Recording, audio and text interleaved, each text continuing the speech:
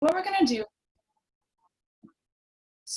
do is we're going to take a moment in a moment to introduce ourselves. We're going to do some breakout rooms, but I wanted to go over the agenda first. So we're going to have Lulu presenting. Lulu and Godfrey will be presenting on mutual aid and organizing, and then we will get into some of the more technical aspects of starting a neighborhood pod.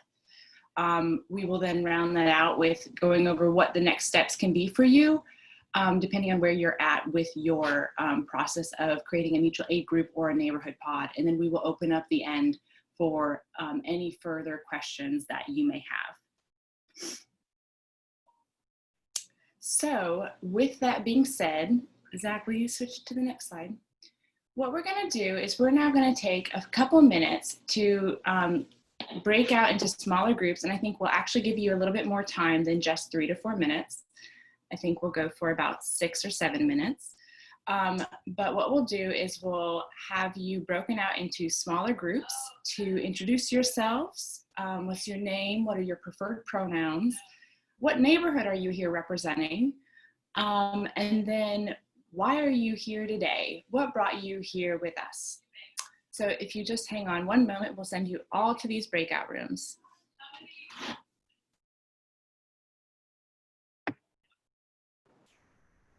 Awesome. Thanks, David. So we're really excited to have everyone here tonight. I'm curious if we have a few facilitators from our different breakout groups who want to just share a little bit about sort of what motivated the folks in their group to join tonight. It'd be great to know that and just sort of hear it in the full group. So I don't know, Zach, if you want to jump in and share a few points.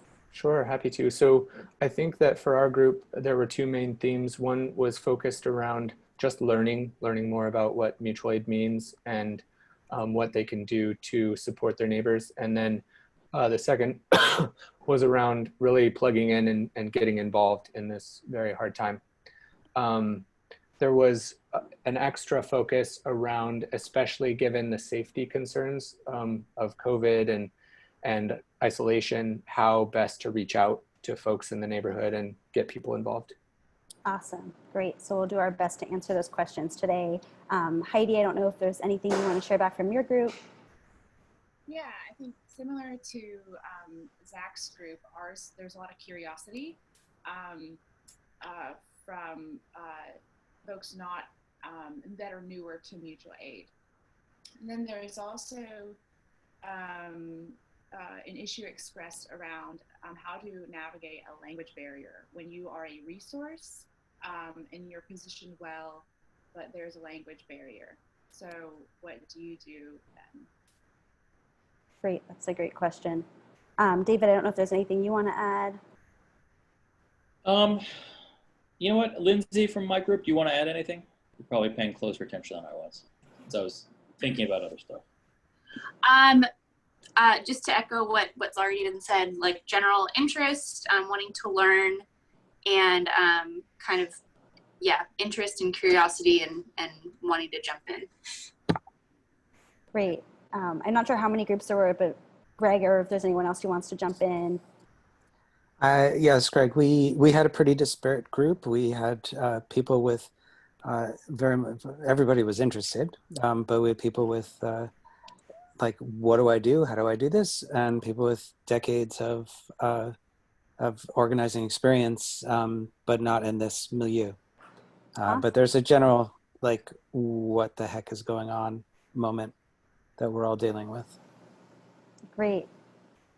Thank you. So if we want to flip the slide, we'll start with some basics about what is mutual aid, and I'll just share a little bit.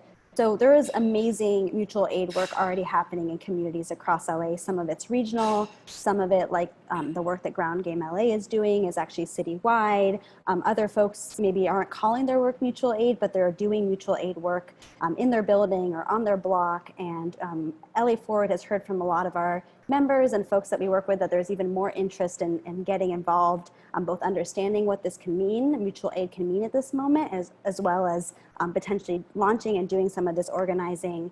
And so we really want to play a role as a cheerleader, a resource sharer, and a convener in this time around mutual aid. And so today is a call where we're really focusing on sort of the basics behind what is mutual aid, how do you get started, and then we have a call this coming weekend on May 3rd that's really focused on bringing folks together who are already doing that organizing work to share best practices. And we hope that both of these efforts will sort of happen on a regular basis so that we can continue to bring new people into the fold, and then for existing organizers have a space for them to grow and share. So that's a little bit about our approach. But I want to actually stay on the mutual aid side really quickly. Sorry. So yeah, so we, I just want to, mutual aid for a lot of folks on this call, it sounds like, and a lot of people across LA, this is COVID-19 and this crisis is actually the first time that they're hearing about this organizing theory of mutual aid. And the idea of mutual aid is that it's voluntary, and it's a reciprocal exchange of resources, services, information for mutual benefit. So it really is about solidarity rather than charity. We're all giving and we're all asking. And it's not it's sort of in contrast to sort of top-down efforts that are very necessary, but sometimes don't always fill the need that come from government or philanthropy. And often this is about folks who have a lot giving to folks who have a little, and mutual aid sort of challenges that. And it's about, we're all growing and giving together and getting what we need from each other and having this sort of support network. So that's a little bit about sort of the philosophical underpinnings of what mutual aid means. It often starts by addressing sort of real material needs in people's lives, like I need access to food, to money, to childcare, to safety.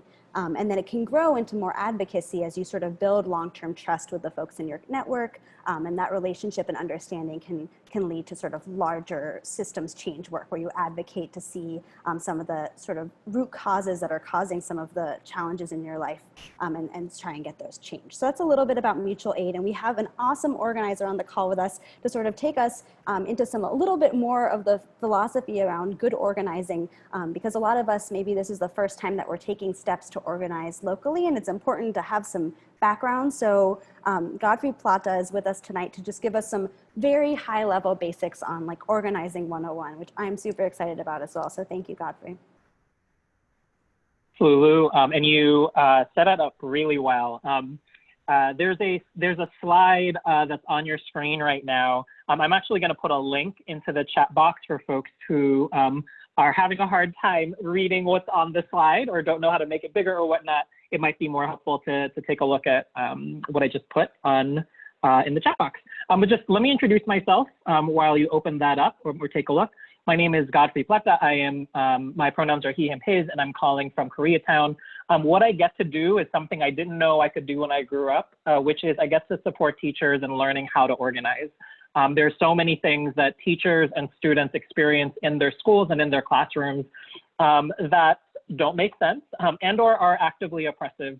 And very few teachers or students have pathways to understanding how to get their voices and experiences translating into the laws and policies that actually impact their schools and communities. And so what I do is I teach them about policy, I teach them about the tools of organizing and advocacy so that folks can translate those experiences and influence those laws. And it's with that background that I want to say two things. One is I'm going to ask you to interact with me a little bit, just like any teacher might ask any participants in their classroom to do. So in a moment, I'm going to ask you for some things in the chat box. So please be prepared to type in your thoughts or whatnot. The second thing is, with this background in organizing, when I heard that LA Forward was going to start supporting folks in learning how to do mutual aid work, Lulu and I had a great conversation about the fact that exactly what she started talking about, that mutual aid efforts have a lot that they can pull from organizing in order to become more effective, but also B, can support organizing in their communities as well. So we wanted to give a real quick, like 5-minute overview of organizing principles so that you all, as you begin to think about mutual aid efforts in your communities, might have this in the back of your head as a particular compass for yourself. Okay? So a first question I'm going to ask, it sounds like there are folks on this call who are newer to organizing and some folks who have done this for quite some time. In the chat box, if you all could actually tell me, how would you describe what organizing is to someone who was unfamiliar with it? how would you describe what organizing is to anyone who was unfamiliar with it? Jot down a few words or phrases that come to mind, and put them in the chat box. So that if I asked my mom this question, she would say something very different from what an organizer might say. I think taking chaos and making it clear, definitely part of it. Getting people together to speak their cumulative voice. Building capacity and leadership skills in others. Keep on typing in. There's one word that I'm like waiting to see. Ah, there it is. Lulu, take it. So I was waiting to see. Lulu says, a way to build bottom-up power and ensure those with lived experience have a seat at the decision-making table, building capacity, addressing a common problem or issue. The phrase that I would really love for folks to have in the back of their heads is that organizing is a way of building power together and then leveraging that power to get what you want and need from folks who might otherwise have the power to determine what you want and need. Building power, to give you a sense of what this means, I'm gonna ask you to go into like a school in your head. Again, I work with teachers. And if I were a teacher, there might be some things I could go to my principal for and ask them directly for something, right? Like maybe I know that there's a school budget, so a small budget per teacher. So maybe if I needed to get a special type of paper for my classroom for a project or something, I could go to the principal or the assistant principal or someone and say like, hey, this is some stuff that I'm working on. Can I have this amount of money to get this thing fulfilled in my classroom? And I know that I, by myself, could actually ask them for that and feel good about getting it, right? Like one person asking one person for something. Building power means that sometimes you have to ask for things that are bigger than the power that you have. So let's say that I wanted to end suspension at our school completely, just like as any sort of like punitive measure, like no suspensions for any kids, any classrooms, etc. I might walk into my principal's office and ask for no suspensions at my school, but the chances of me actually getting that as one person making an ask of the person in power, the principal, are slim. However, if I build power, that means if I build relationships with more and more people around me, perhaps other teachers, other students, other parents, and we create a calculated group of people to ask for something that is bigger than one person can ask for themselves, that means we've built power and now we're leveraging that power. And the principal might be more likely to entertain the idea if all of these people are asking for it together. That's what we mean by building power. And when you are pursuing mutual aid efforts, like really what you are doing is building relationships with folks in order to, at the end, someday, potentially leverage those relationships in the long term for some really powerful policy and law change. But right now, you're at the beginning of all of that, right? Mutual aid efforts are all about building trust for the first time so that you're able to build two-way relationships with other people, where you are not just asking to contribute to their lives, they are asking you to be for help as well. So in this diagram that I sent to you, and it's on your screen, but it's also there, if you look around the 12 o'clock area of the diagram, you're seeing where it says identify leaders and train leaders for strategy teams in this sort of 12 o'clock to 3 o'clock section of this organizing cycle. When you begin to organize for the first time, this is about building a team of and will have deep enough relationships to be able to work together. As you think about creating a mutual aid system in your community, on your block or in your building, you're probably not, you're gonna hope not to start alone. But that means identifying people who are willing to go in it with you at the very beginning of all of this. And that means actually creating relationships with people and deepening relationships with people.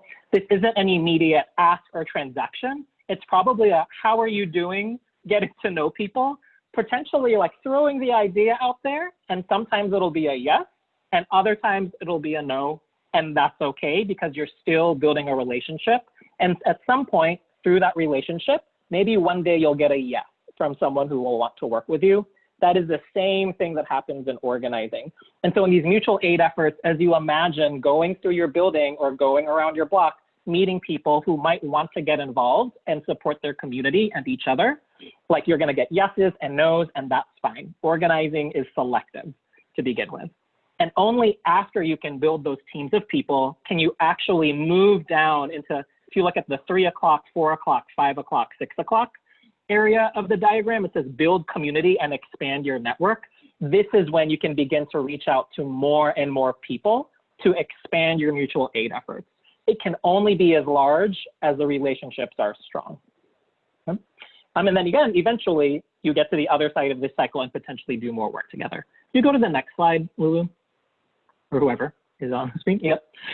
And just one working definition that I want to show everyone is this definition from Marshall Gans. Marshall Gans is, if anyone knows who Marshall Gans is, please type in the chat box or feel free to share out loud. Marshall Gans was a student of the Civil Rights Movement, joined SNCC, I believe, the Students for, what is it, the Students for what are the other two C's? Student Nonviolent Coordinating Committee, I think is SNCC. He started organizing around the Civil Rights Movement and then moved quickly to support United Farm Workers and Cesar Chavez's movement, et cetera, here in California. And he really cut his teeth on organizing by supporting those two particular campaigns. And now he teaches about organizing and policy at the Harvard Kennedy School, actually. And so this is the definition that he uses, that ultimately organizing enables people who need, it enables people who need or want the change to be the authors of the change themselves. And so to go back to what Lulu said, and Lulu was trying to make a distinction between charity and what this is, which is actually helping each other and knowing that each other is in relationship. I mean, there's gonna be a back and forth between there. At the end of the day, we're not here to save anyone in this particular moment. We're here to build relationships where people can ask for help, knowing that at some point they might be able to help you as well, and that you are going to be asking for help. And then together, we might be able to actually be the authors of the changes that actually change the policies and laws for why we're asking for help in the first place. So that was really quick. Really quick. If you've got questions or whatnot, I don't know that we've got time right now. Lulu, you tell me. But feel free to chat in the chat box. But wanted to make sure that was in the back of your head as a grounding theory for how mutual aid fits into the work that we can do here in LA. Awesome. Thank you so much, Godfrey. It's so great to have you and this grounding for all of us to think about as we jump into this work, whether it's in a support role or a leadership role in our communities. We'll have a moment to pause for questions in a little bit. So I would love, if you don't mind staying on with us, that would be awesome. And people can actually direct their questions to you and sort of use you as a resource on this call. So if we want to flip to the next slide, I'm going to just make sure that yeah, there you go. Just everyone has a grounding on, like, I think we're going to shift from some of the philosophical and sort of grounding work that we did in the first part of this call to some more tactical ideas for how you might get started. And I think after step one of that, we'll pause and see if anyone has any questions. And I think that'll be a good time to also ask questions about some of this organizing background that Godfrey provided. So today we heard from a lot of our members that folks were interested in organizing and supporting their neighbors in this time of need. And we're really excited about that energy. And we know that our communities, our blocks, our buildings are better when we are connected. We're stronger in the short term in terms of being able to meet immediate needs, but we also then have this sort of connection and network to build on as we need to advocate maybe for changes at larger levels. And so the word pod, which you may have heard in the context of mutual aid, actually came out in around 2014 from the Bay Area Transformative Justice Collective. And it's this idea that when they asked people to identify folks in their community, who their community was when they needed support, people really struggled with that. They're like, what does community mean? I don't feel like I have community.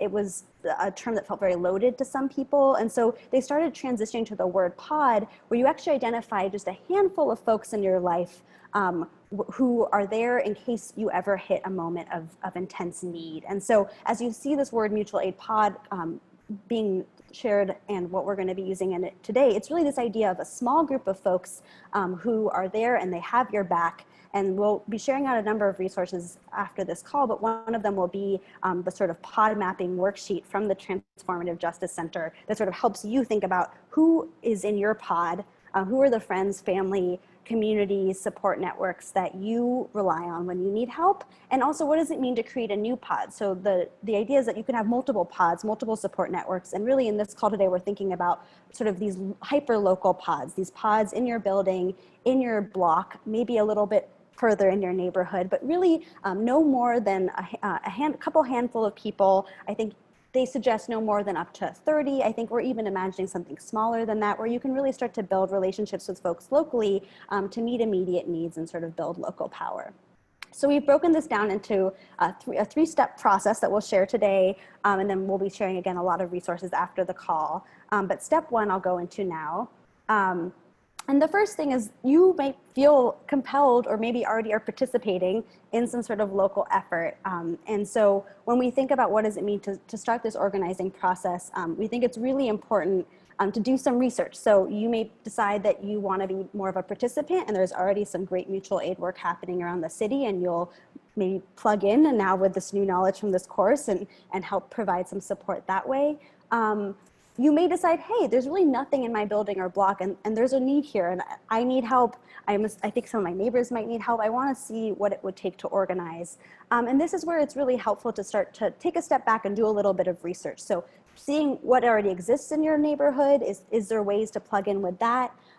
Thinking about who sort of the skill you want to work at. And this is kind of going to one of the questions around language. If you are someone who doesn't look like your community or doesn't speak the same languages as your community, it may be really important that you don't start this effort alone, but instead find partners who can be real liaisons with different folks who live locally to you. So if you're not a Spanish speaker, but your building and block is heavily Spanish speaking, you need to find a partner who is a Spanish speaker who has trust with that community to get this work going. And that's really an important part to being successful. So taking a step, pausing before you organize and figuring out what resources do I need? Do I want to join something? Do I want to start something? And if I'm starting something, what partnerships do I might need in place in order for me to be successful?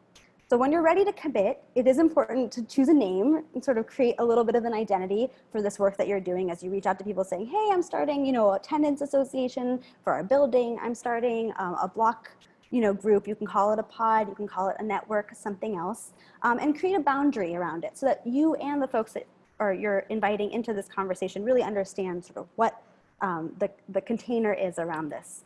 And then it's really important to start to think about what your outreach strategy is. So what would it look like to reach out to folks? Where are people already organizing online? Are there existing spaces, bulletin boards, next door, where folks are already coming together, and how do you tap into that? And then prep some materials, which we'll talk a little bit more about in the next slide. But I want to pause here and invite in Heidi, who might have a few tips on some of these different tech tools that you can be using in this point. And after we hear from Heidi, we'll pause and take a few questions. So if you, while you're listening to Heidi, have anything that's coming up for you, feel free to add it in the chat. Thank you, Lulu. Yeah, so there are many ways to get connected to a pod or create your own. So some of the tools that are available that can be utilized for this are the Nextdoor app, where you can create a group that is in your geographic location based off of the app itself. You can also look on Facebook to see what Facebook groups exist and or start your own where you can invite people in.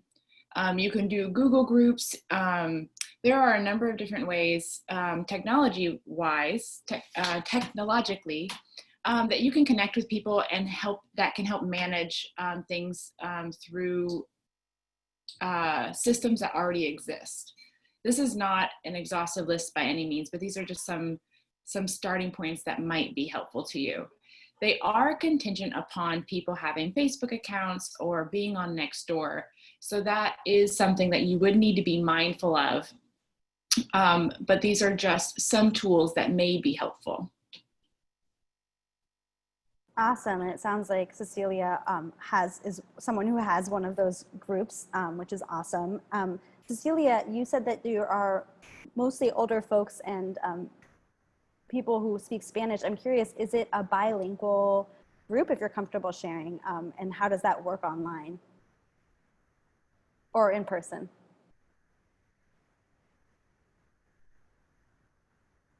Cool. So it is bilingual.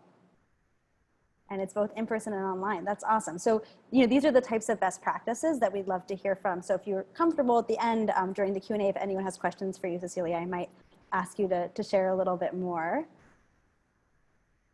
Great. And then we heard from Godfrey about the importance of exchanging phone numbers and creating a phone list to make sure that you're connected with folks. So that's a great transition for us to go to the next slide, which is actually doing the outreach. So it is really important that the outreach that you do sort of take both an online and offline approach. And we know that that offline approach is really important to do safely in this moment and make sure that we are taking into consideration any health and safety concerns. So we'll have a whole section in a moment and hear from our co-volunteer, Zach, a little bit more about how to address some of those concerns and navigate them. But we highly recommend that you reach out electronically. You may already have a few contact information for your neighbors. If not, you can use those online resources to connect with folks, but then also doing some flyering around your building or your block to let folks know that you're here, providing a phone number for folks to reach you as well is really important for people who may not be comfortable sending an email.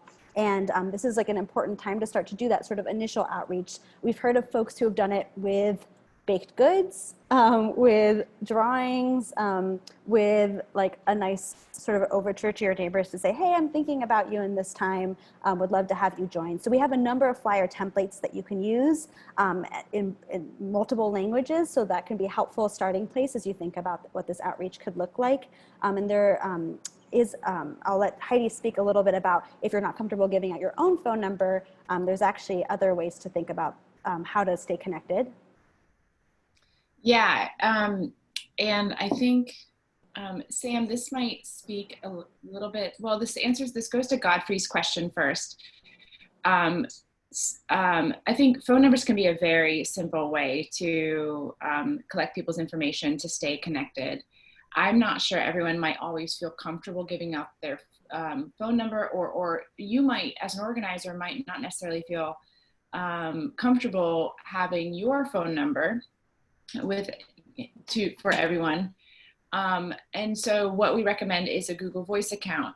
And Google Voice is an account that you can set up online where you can manage it online and have it directed to come through your phone, but you can still have this mirror number, this facade number. And the benefit of a Google Voice account as well is that if you have multiple people trying to manage the needs of your pod or your group, multiple people can go in and create or can manage that account as well from just logging into the internet. So they can see messages, text messages. So Google Voice can be a great way to connect with folks while still maintaining some privacy. Let's see, and Sam, you had asked about the chances of a hack remotely. I think that depends on the different tools that you're using. If you want to use WhatsApp, there is another feature that you can add on that we have included in our resource guide that we'll provide later on, where it acts as an additional security measure for you for some of those concerns. Awesome. Yeah. Thanks, Heidi. So I want to mention one thing. I am comfortable with phone numbers and email. So I think if Nextdoor, I think is more, might be safer. I'm not sure. I have to compare the safety between Nextdoor and the other social media.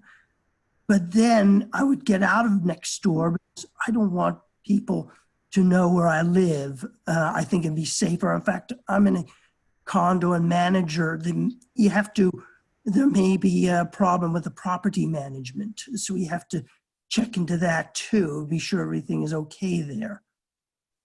Thank you, Sam. So yeah, privacy concerns are a huge issue. And this is particularly sensitive when you are doing tenant organizing in your building, and you may have a landlord who is not excited about that. And so you can either create a sort of private Gmail for your building, or this Google phone is a way to sort of make sure that there's not necessarily a traceable person who's leading this organizing if there's some fear there. But there's a lot of more specifics around tenant organizing that we can connect you to resources to support with that if there are concerns. But we also really recommend that you just think through some of these privacy concerns before as part of your outreach strategy. But I want to just take a second on the second bullet here around making the pitch. So you're putting out flyers, you're going online, you're talking to members who are in your sort of pod geography. And sort of there's this question of like, it is really important to sort of hone your pitch about why should people engage with you? Sort of what are you trying to do? And that might look different for different folks, but I think it's really important to, take a friendly tone, to share a little bit about what's inspiring you to get organized in this moment, and sort of some information and talking points about what you hope to get and give in this sort of exchange with folks. So there's some great language on these sample flyers that we have, but I think it might also make sense if folks, I'm going to take a page out of Godfrey's book, if anyone wants to jump in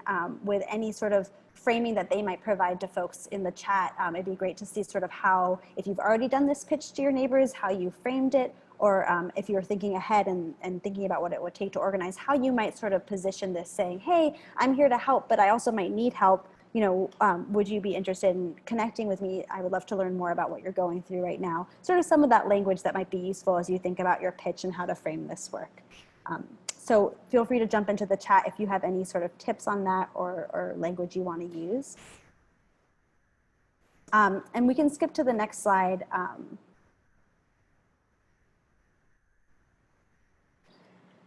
So you do this initial outreach, you put out flyers, you maybe text the neighbors whose phone numbers you already have, you hear back from a few folks, you post online, you hear back from a few folks, you don't hear back from other folks. And for the folks that you do hear back from, it is really important to have that moment of building one-on-one trust. So, making sure that you set up a little conversation with somebody over the phone or safely through your door. I'll let Zach decide whether that's actually kosher with masks, but I think making sure that there's that moment of exchange where you actually get to really learn more about somebody and what they're going through right now before you then potentially invite them into a group setting like a Facebook group or a group chat. And then it is really important to be patient with people. Not everyone is going to want to necessarily jump on board right away. So doing that follow-up, checking back in, making sure that people aren't kind of pulled into that group setting until they're really ready, saying, yeah, I do want to join. I would like to connect with other folks. Making sure that there's really that voluntary moment where folks are opting into this is critical. And keep checking in. So how are you holding up? What's this been like for your family? Do you need anything specific? And I think it's really important to both offer to provide support, but also even to ask for it. So modeling some of that vulnerability in your exchanges with folks. Maybe you don't need anything right now, but you can be honest that this is hard, and part of what inspired you to start this mutual aid organizing is this fear that maybe one day you might need something and you want to be able to turn to your neighbors for help. Maybe you don't have family who lives nearby, or maybe there's this fear that sometimes the next door neighbor is the person who you can rely on in moments of need. And so I think it's really important that when we're doing this organizing in our communities, that we don't, even if we are feeling like our needs are being met, that we model this sort of exchange and that reciprocity that's so key to mutual aid, and sort of be unafraid to sort of share what we're going through and ask for what we might need from this group as well. So with that, I want to also hand it over to Heidi for some additional tech tips about how you might stay connected with folks once you get their permission to opt into sort of a larger group organizing. Yeah, and once again, these are contingent upon people having access to smartphones or particular technology. That is important to stay aware that not everybody may have access to these tools. But with that being said, some of the simple ones to suggest are WhatsApp. You can create groups on there as well, so a whole group can stay connected to each other. You can use Slack, and Slack is something that maybe most of y'all are familiar with it, but it is an app that is allows you to have text conversations. Zoom, like we're on now, you can have a free Zoom account for to hold meetings for up to 40 minutes. So if people have a smartphone or they have access to a computer, or even if they wanted to dial in, you could maintain contact while still keeping your distance, which can be really helpful in times like this. Facebook groups also, once again, a simple way to stay connected. And those are all ways that you can continue to build into trust, which is one of the things that we're all trying to do, to Godfrey's point in the chat, as well as to the first point on this slide. So these are just tools that will aid your efforts. And if you are, some people like to manage their contacts through spreadsheets and the needs through spreadsheets. And if you do, just do also keep in mind people's privacy and just some of the information that you're recording on there. So just do keep all of that in mind to just continue building into the trust that you have through the technology that you're using. Awesome. Thanks, Heidi. And so when you think about this idea of staying connected, there are also some really great offline strategies that we're seeing pop up. So we also have some downloadable flyers and signs that you can leave on your front door that says, "I'm here to help," so that folks maybe who are walking through the hallways can see that you're starting to do this work and organizing. There has been some really great ways that different buildings and neighborhoods have created a sense of community in this time that is offline. So doing like balcony dance parties, finding ways to maybe show up in your front yard or on your driveway and wave or participate in the sort of salute to healthcare workers every evening. There are different moments to also create a little bit of energy and excitement. So much of organizing is often face-to-face that there is a sort of challenge of technology and how to build trust that way. And so sometimes the flyer on your door, the sort of interactive events can help invite more people in and create a more human experience. So those are all things to keep in mind.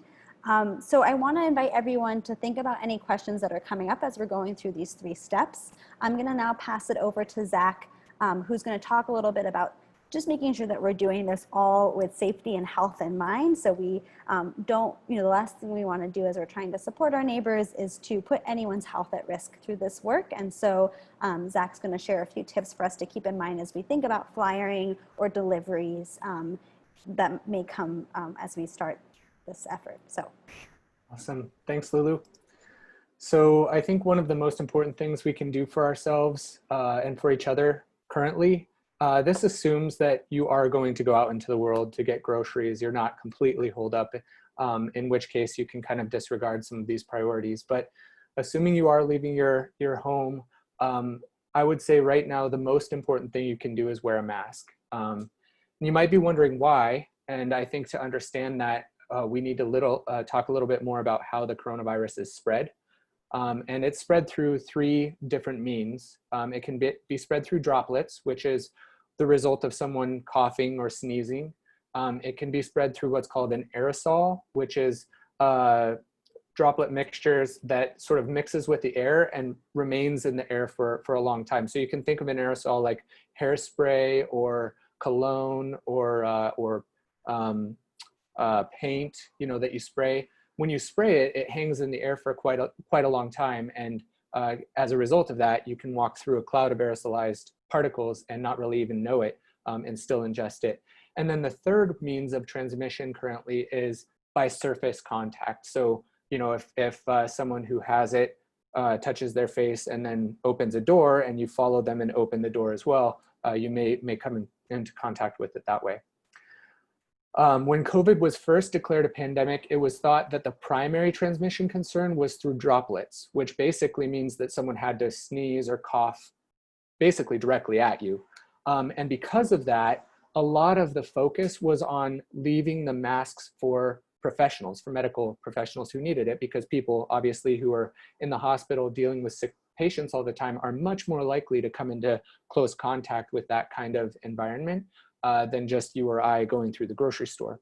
However, several recent studies from the National Medical Laboratory and Stanford have shown that aerosolized particles are also a primary contributing factor to current transmission rates in the States.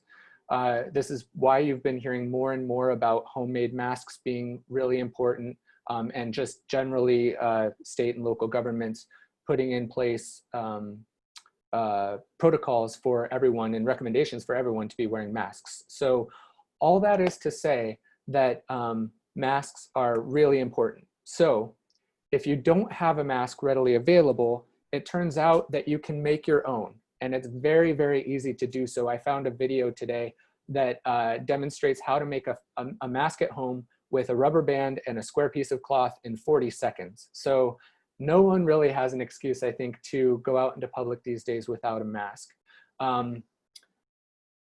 There are a variety of different material types that you can use to make the mask that you can use. I don't know why they tested it because it's not good for you, but I did put a little note in here. Don't use vacuum bags. They contain many glass particles, and if you breathe those in, they can be harmful for your lungs.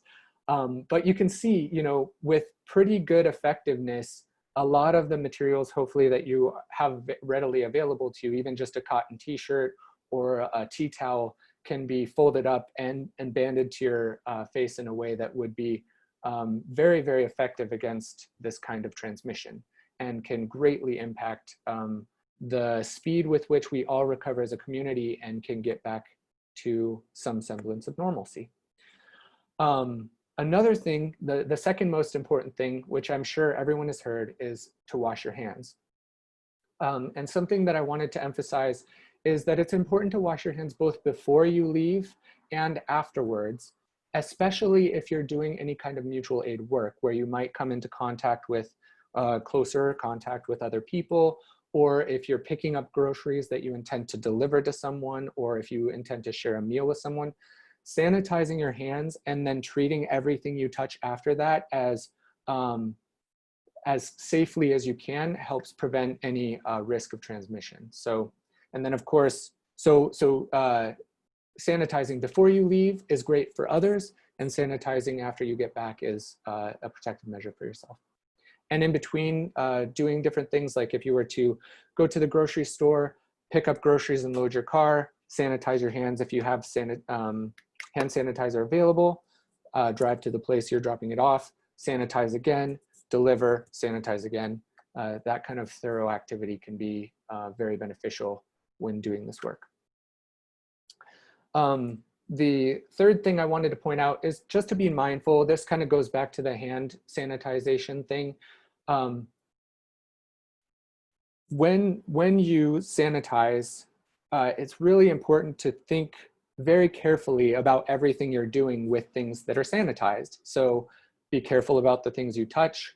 Wearing a mask also is very good about preventing you from touching your own face, which is extremely important during this time. And be aware of the doorknobs and various things, both inside and outside of your home that you are interacting with.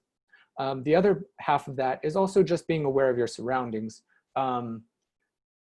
In our society, folks are following the social distance protocol in various different levels. Some are wearing masks, some aren't. And so protecting yourselves and others just by being aware of spatial things, especially in tight quarters. Trader Joe's, for example, I was in Trader Joe's doing some grocery shopping the other weekend, and it's so tight in some of their aisles that you really have to be careful and mindful about where you are relative to other individuals and things you're touching and so on. So I just wanted to make a good point of that. And lastly, as we've all heard, social distance is important. The reason for that is because the studies early on in the pandemic focused on the droplet transmission. We're finding that droplets have about, yep, someone wrote it in the chat, have about a 6 feet dispersion window from point of exit from your body. So that's the reasoning behind the social distancing, and again, will help continue to help maintain the transmission of COVID. So I know there were a lot of questions, at least in my breakout group, about safety and maintaining well, maintaining safety during this time, especially as we outreach and connect with other individuals. I would love to take those questions now, or you can put them in the chat and we can continue on and answer them at the end as well. Just pause for just 1 second. All right. So I think, Lulu, am I passing it back to you now? Yep, you are. Awesome. So yeah, so we're at the end of our hour together. We had booked this for an hour and a half, so we hope that you'll stay and engage with us and have sort of moving into the discussion portion of this. But I want to just go over sort of what we want this to look like moving forward and how you can continue to get engaged. So if you RSVP'd, we now have your email and we'll be keeping you updated as we update our mutual aid resources. We'll send a follow-up note with tons of different links and information that we've curated to help you get started or potentially help you join an existing effort. And so we did have a call from someone, or a message from someone, that if folks are already engaged with this work in their neighborhood, if folks want to add that to the chat, they're welcome to, and it would be great for folks to even be able to connect here. On our website, which I'll provide the link for now, we have a number of really sort of an extensive list of existing efforts. Some of them are a lot more sophisticated than a pod. You know, these are efforts where food is being delivered and there's a lot of really exciting work happening. So you may decide that that's a place where you want to plug in. But we want to stay in touch. So we'll be sending emails with resources. We also are going to be launching an LA Forward Slack, which will be an opportunity for us to sort of stay connected digitally, and there'll be sort of neighborhood groups in those Slacks, so you can also know what other LA Forward members are in your area, how you might want to organize and coordinate together. So keep an eye out for that. It's coming online soon. And then, as I shared at the beginning of this call, we are also going to create these spaces to convene folks who are already organizing to check in, share best practices, ask questions, and troubleshoot. And this is also an opportunity to think bigger picture. So often when we're doing this neighbor to neighbor work, when we're doing mutual aid and meeting people's immediate needs, we don't always have an opportunity to pause and reflect and say, hey, how are some of the patterns that we're seeing as we're doing this work? How do they translate to different policy needs? How can they inform the type of advocacy that LA Forward's doing at the local, state, and federal level? And so these calls will be an opportunity for us to also sort of make those connections and learn from each other. So the first one of those is this Sunday, so you're welcome to join that as well. The RSVP is on the website and we'll send it out. As I said, we'll be sharing out resources.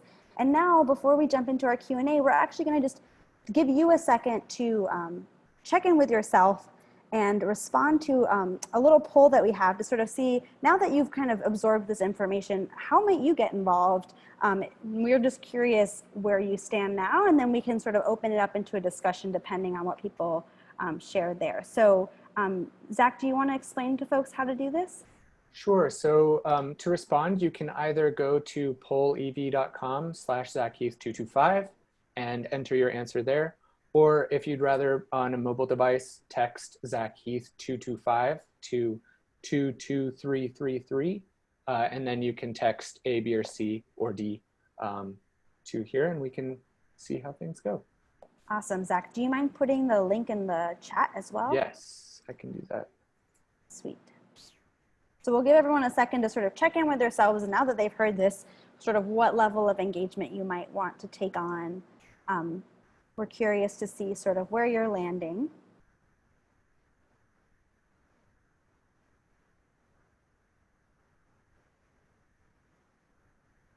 While everyone is doing that, there was a question in the channel about safety and sanitization of products and packaging.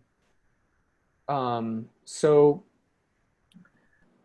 I'm glad you brought this up. It reminded me of something I meant to mention in my little segment a minute ago, which was, many of you saw the really, really endearing medical doctor YouTube video that went viral. I think he was from Minnesota, about tips for triaging your groceries, basically how to keep your household safe when bringing food in from outside.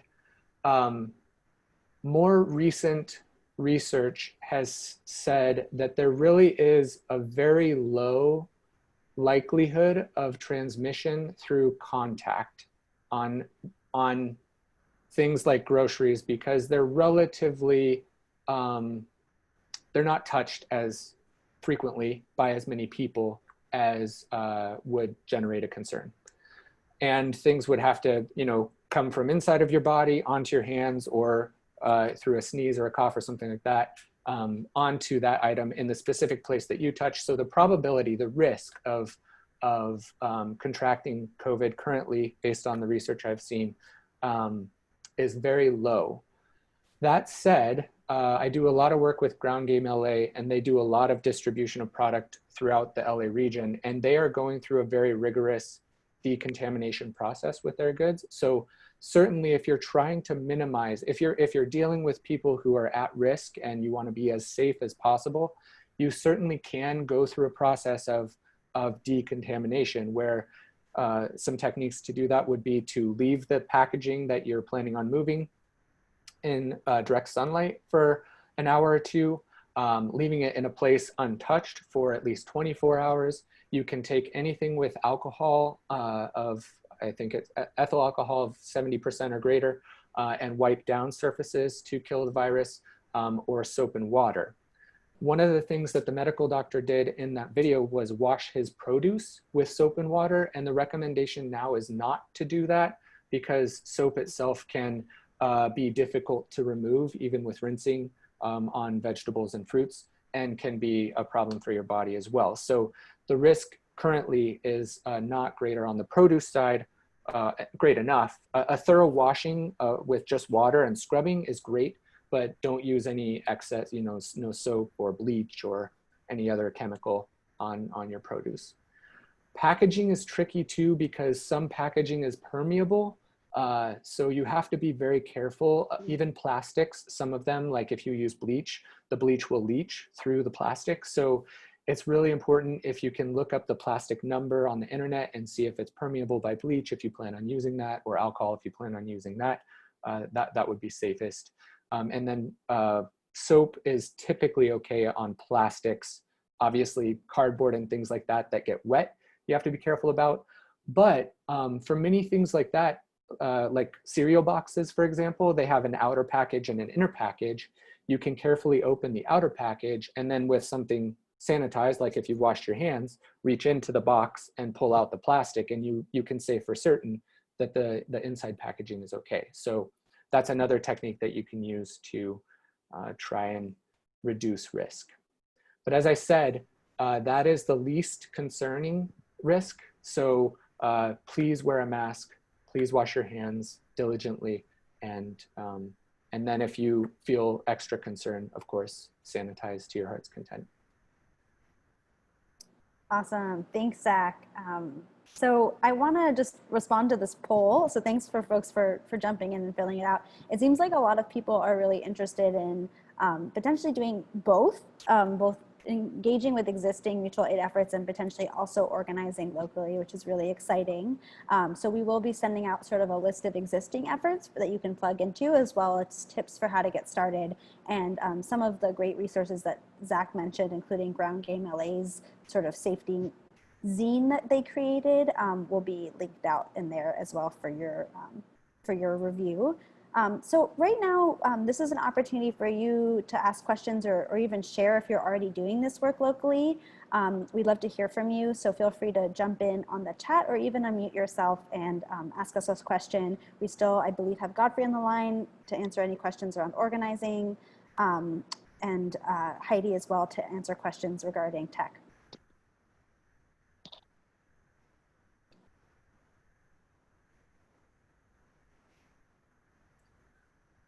So we have a question from Sarah. I'll just put this out to the group. She is looking for some examples of the kinds of support that can be provided by a mutual aid group.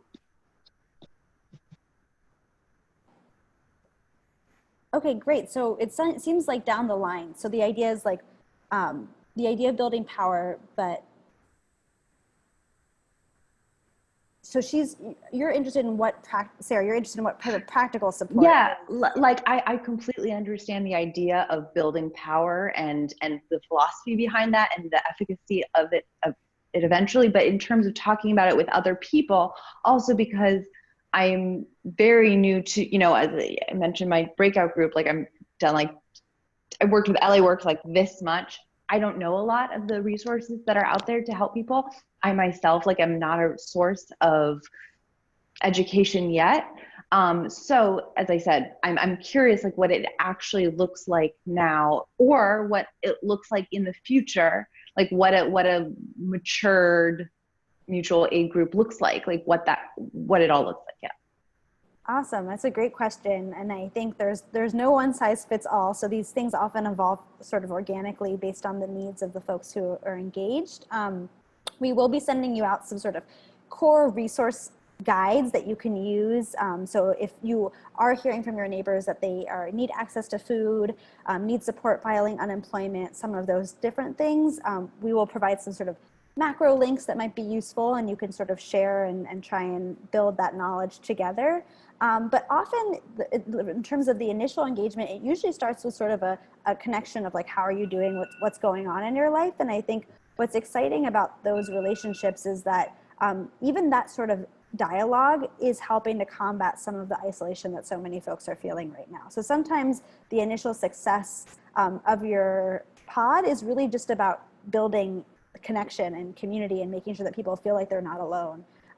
We've heard some really beautiful stories of tenants who are really nervous about not paying rent right now because they're making hard trade-off decisions about what they can afford in this moment. And even just knowing that there are other people in the building who are also thinking through those things, or who are potentially making some decisions, creates a sense of connection and solidarity that I think can be really useful. So I think we often underestimate how much an initial reach out and a sort of moment of connection, how powerful that can be for folks, especially folks who may feel really alone in this moment. And so I think that that's the immediate need. And then as other needs come up, we have our learning exchange, and we're happy to help do some research and connect you with resources so that if you're really seeing certain needs or patterns that are coming up in your conversations, like, wow, people really need access to food, or my building may need to organize and go on some sort of rent strike because we're all in this same boat, like, we can help you and connect you with resources. And I'll stop there, but I don't know if anyone else has anything that they want to add. But it's a great question of like, what does that initial exchange look like? What am I offering? And what can that mean?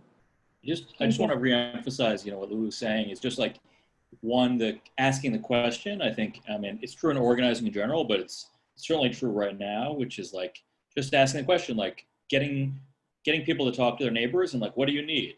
And what am I, because it's hard to know what people need until we ask. And so I think the idea of like just building a supportive community is really the one that's supportive of people, full range of needs, from material needs to like food, to just literally like connection, the chance to commiserate with someone about shared situation. So I think it's really as simple as that. And it's, it can kind of blossom and grow in a lot of different ways, but that's where it starts from.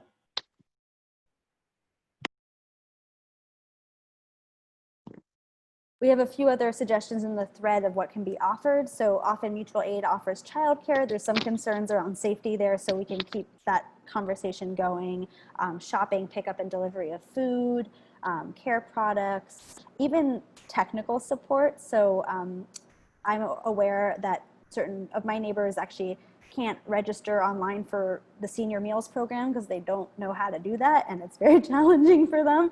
So either offering to do that for them, or having the patience to sort of walk through how a browser works and like what it means to fill out an online Google form can be like a huge assistance to somebody. So I don't know if anyone else has ideas or things that they've that needs that they've faced or needs that they've heard neighbors face. Feel free to jump in.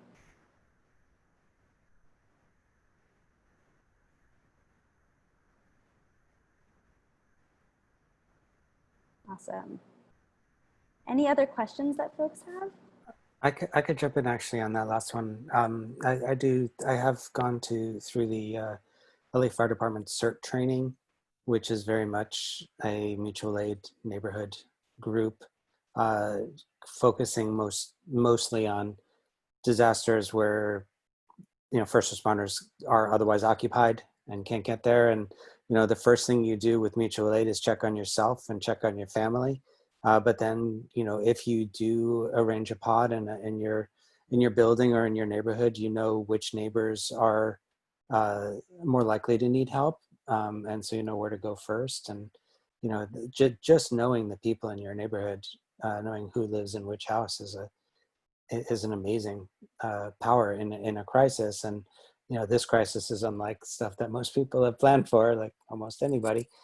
So it is a lot different, but you do know, just having the group, you'll know which of your neighbors are likely to need more help.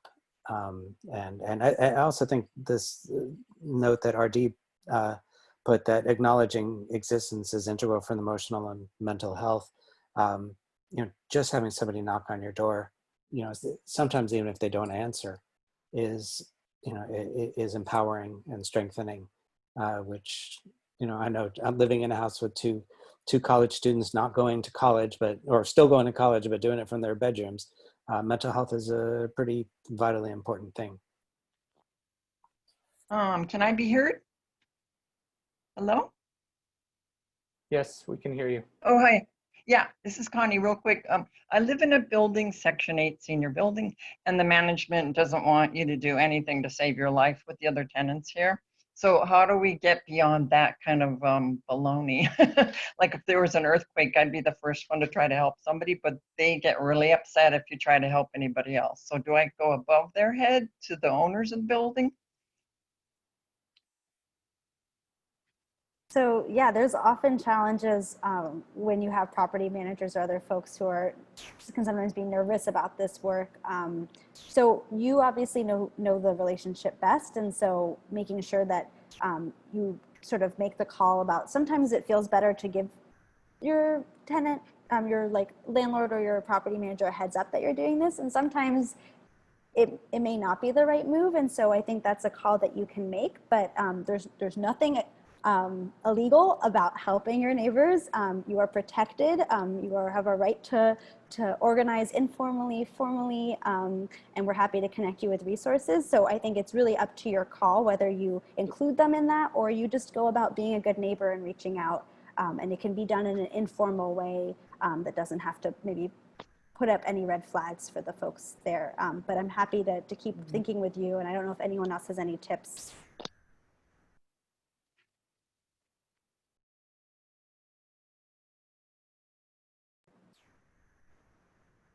I'm really glad you're on the call though, Connie, because we definitely need folks like you doing this work in buildings like that. So thanks for joining, and I hope that we can keep the conversation going and also learn from some of your work. Thank you. I'm really curious for folks. I think someone mentioned this, but like, if folks can just share like what they're involved with currently, it might be interesting. Not to take over the meeting, Lulu, but if that's cool with you. No, this is an open discussion time. So if there's, it'd be great to hear about work that's going on, and or if anyone has plugged into something that seems to be working well. Or not. Or not. I've been active with CERT. Hi, I'm with the Los Feliz Neighborhood Council, and we've got a project going right now called Los Feliz Helps. We've got a website with a lot of resources on it, and we've got a hub where we're trying to connect volunteers with what we're calling neighbors in need. And we're seeing great volunteer energy. We've got like 200 volunteers signed up, loads of people. We've got a phone banking operation going to try to reach out, especially to our older neighbors. One of the challenges we're finding right now is identifying and reaching those people who are most in need of help. Because of course, those people are the people who are the least likely to be connected on social media or to be on our email list, or the list that we're using for our phone and text banking is a registered voters list. So this obviously doesn't really reach especially the most at need communities. So that's really what we're seeing, a lot of great volunteer energy, and we've been able to help a good amount of people so far. As mentioned, you know, people are just glad to kind of hear from you, to hear that someone's thinking about them right now. But we're really exploring, what I'm trying to explore is how we can use mutual aid to reach even deeper into the community, to people who are maybe falling through the cracks. Do you have any tips or findings yet to share? Actually, we've got some physical like flyers, old school paper flyers that we've been posting around the neighborhood, and we're actually seeing quite a lot of engagement from those flyers. So I guess, yeah, that real like old school, just pieces of paper taped up places is getting us a good amount of outreach into populations that we wouldn't normally reach. Westside Friends has also started doing lawn signs, which they found to be very good as well. Great, and Dan, it's awesome to have you here. We hope that you or someone from Los Feliz Friends will join on Sunday for the sort of exchange between different mutual aid groups. But this is a real challenge that a lot of folks are feeling, and I think the offline engagement is so critical. So whether that's flyers, yard signs, those things I think really help in different languages, as long as you have the back end support to meet those languages when they call or whatever. And then also in this work, it's often really helpful to find local ambassadors. So folks who have trust with communities that you believe may need help. So whether that's undocumented folks or older adults, whoever it might be, often if you can find that one person who's plugged in there and build that relationship with them, they can then sort of go out into their community where they have that built-in trust and do a lot of that work and sort of make those connections on your behalf so that you can connect all the volunteer energy with the folks who need it most. I know we have a few other questions, but does anyone else have something on this point that they want to share? I do, yes. Lulu, if I can take just a moment, I just typed it in because I figured that would be the fastest way to do it. But one of the ways for people that some of my peers that have been housed and have not experienced other, shall we call them lifestyles, they forget that those of us who don't have go to laundromats. Now I can't go and I'm washing my stuff by hand, but my peers out on the streets and my peers in the Section 8 buildings and that type of thing are using laundromats. And if you really want to reach out, put on your masks, go in there and place your flyers or whatever. That would be one way. That's awesome. Thank you for sharing that. Godfrey also shared that churches might be another, or places of worship could also be good spaces where people are still finding ways to stay connected and a way to plug in there as well. It's a great point. Any other questions or comments on that people want to share? Other organizing that they're already doing?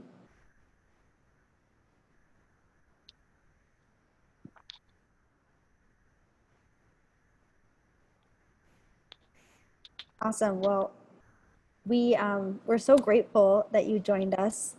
We want to keep the conversation going. We'll be sending out an email with resources tomorrow and Slack where we can sort of plug in there. We'll also share the Slack resource that